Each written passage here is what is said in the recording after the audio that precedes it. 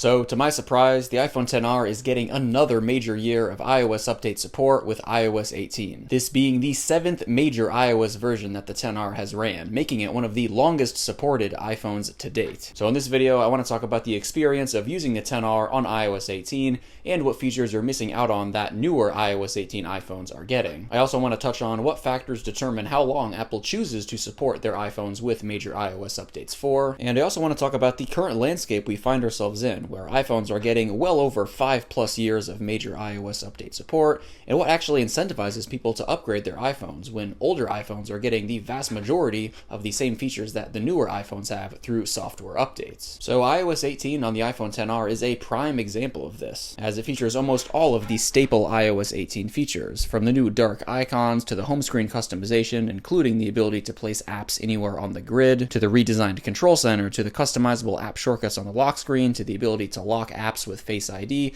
and so much more. It's not in any way, shape, or form a watered-down iOS 18 experience, as you might expect, it being the oldest supported device, as we've certainly seen Apple hold back more for older iPhones in previous iOS updates. And even in its current beta stage, where it's not even really fair to comment on performance yet, iOS 18 on the XR seems to run quite smooth. The XR in general, of course, isn't going to be the fastest device to use in 2024, but the overall experience on iOS 18 is looking quite good. This being said though, as I referred to earlier, there is a small handful of features in iOS 18 that won't be coming to the XR due to Apple deeming the XR not having enough processing power for said features. The new live transcription feature for notes being one of them. This allows you to both view and interact with a live transcription of a voice recording in the Notes app while you're actively recording it. Unfortunately, this feature is restricted to the iPhone 12 and newer. And another iOS 18 feature not coming to the XR is eye tracking. Most likely inspired by Apple's new Vision Pro headset, this feature allows you to control your iPhone with your eyes, which is a great addition for those with physical disabilities.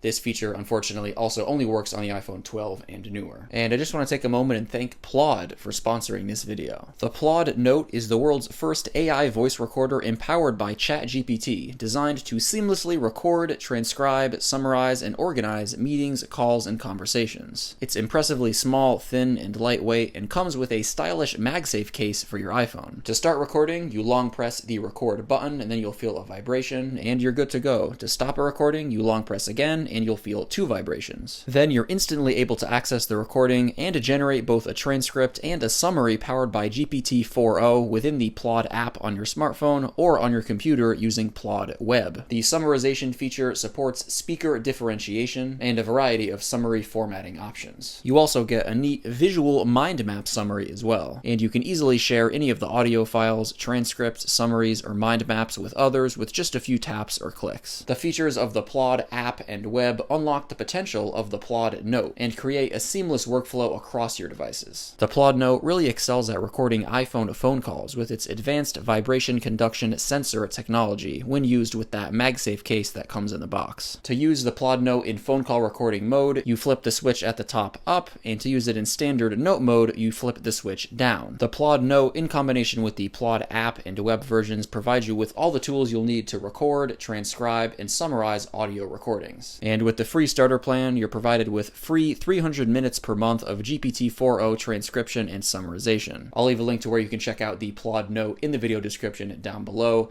Big thanks to Plod for sponsoring this video. And continuing with the list of iOS 18 features that the XR unfortunately won't be getting, we have Enhanced Dialogue, which is a feature that helps you more clearly hear the voice of someone talking in a video, TV show, or movie by using machine learning to detect the difference between dialogue and other noises, and it helps the dialogue be more audible. This feature unfortunately just barely missed the cut for the XR, it requiring the iPhone 11 or later. Music Haptics is another feature that'll use the Taptic engine in your iPhone to play taps, vibrations, and textures when you're listening to music that you'll feel when holding your iPhone. This primarily is designed so those with hearing impairments can still experience music. This feature is unfortunately restricted for the iPhone 12 and newer as well. Apple also added support in iOS 18 for hands-free door unlocking if you're using an ultra-wideband smart lock. This feature is restricted to iPhones with ultra-wideband chips, which is the iPhone 11 and newer. However, ultra-wideband smart locks aren't even on the market yet, so you're not missing out on this front at all. And it should go without saying that since Apple introduced satellite connectivity to begin with only for the iPhone 14 and 15 series, of course, Apple's new messages via satellite feature will only support the iPhone 14 and iPhone 15 series.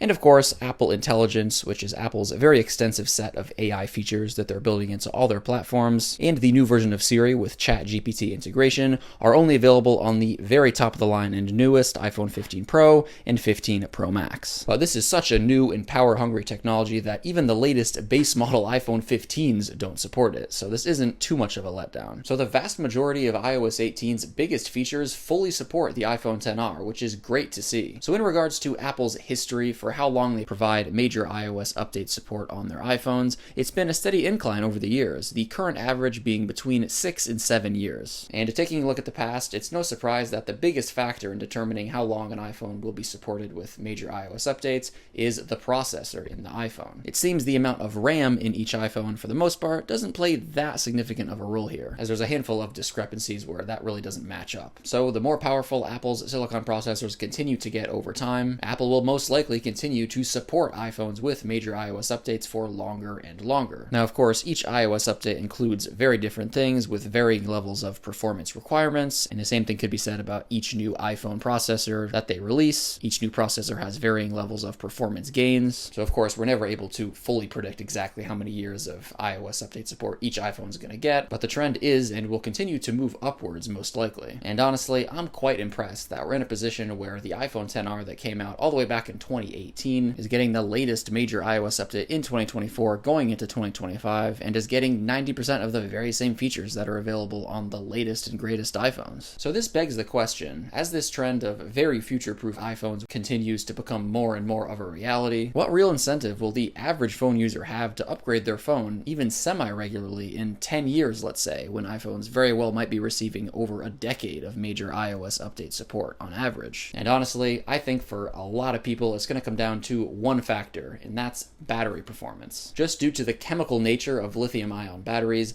the more you use your phone and the more charge cycles you put it through, the battery life on your phone from the day you get it versus, a year, 2 years, 3 years down the road is going to worsen over time. And don't get me wrong, Apple largely has done a very good job optimizing the power consumption of iPhones over the last several years, but until there's some major breakthrough in battery chemistry in general, I don't see the issue of battery degradation on smartphones being quote-unquote solved anytime soon, as again, it's just the chemical nature of lithium-ion batteries. And as a result, the battery in your smartphone is by far the component that's going to go bad far earlier than anything else in the phone. Now, of course, you can get the battery in your iPhone replaced, but it seems like most people, when faced with a scenario like this, prefer to just buy a new phone. But yeah, other than battery performance, again, in like 10 years when everything just continues to get more and more future-proof, I honestly don't know. Again, besides battery performance, what's going to incentivize the average person to upgrade their phone? But let me know down below in the comment section what your guys' thoughts are on this. And also, if you're an iPhone XR user, let me know your experience with the device and if you're excited to be receiving iOS 18 this fall. And guys, that just about wraps it up for this video. Thank you all so much for watching. And of course, as always, I'll catch you in the next one. Peace out.